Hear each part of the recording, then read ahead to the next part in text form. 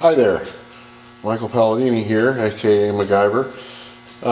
Jim's been busy, Daddy Tech Ant, and hasn't been able to come over and shoot any videos, so I'm going to give you a little update on what we got going here. I guess you could call this episode 4 or part 4.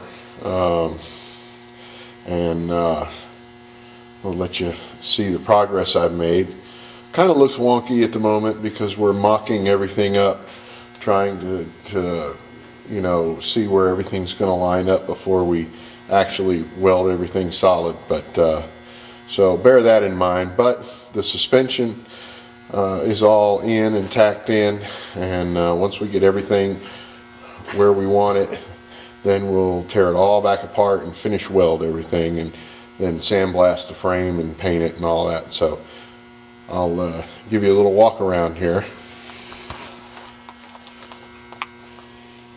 You know, you saw we had the front suspension on before, but it's actually now on the ground on its own, and not quite complete yet because I've still got to, you know, finish boxing everything in, but it's still sprung a little tight because, you know, it's not holding up a Fiero anymore. But in the back, we've got, of course, I've got welding rods and everything here, all our work. The back, we've got the strut mounts set up for the rear suspension, and of course there's still a lot of framing left to do here, but the vehicle is holding itself up, and you can see it's suspending itself back there. And what I'm working on now is the steering column. You can see we got clamps and bars and stuff, everything tack welded and all that. The way we're putting the steering in is much different than the way it was in the Fiero, whereas you're practically, you know, laying down in the car when you're driving it, whereas this you're going to be sitting up like you know, in a UTV. So I'm having to experiment with the geometry on everything, and of course the steering shaft has the little universal joints in it, and you can't be too aggressive with the angles, otherwise you'll get a catch every quarter turn in the steering. So, but we've got, I think I've got it pretty well set as to where the steering column can go, and it'll just be a matter of finalizing everything and mounting everything up.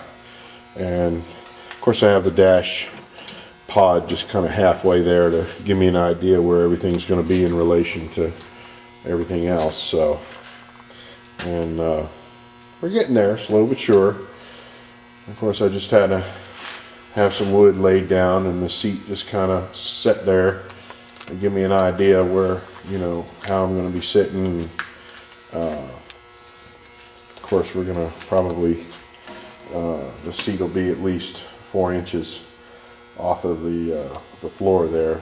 When, of course, we'll put metal on the floor, but, and then we'll have to, you know, we'll build our firewall and everything, and have our brake pedals hanging in the accelerator pedal. So it's coming along, slow but sure. And you know, getting back to this rear suspension, getting it all to line up. I had to take a lot of measurements off of the donor car as far as to where in relation the center line of one of these bolts was to the rear mount on the body, and that's how I determined where exactly this tower needed to go, whether it was forward, back, left, right.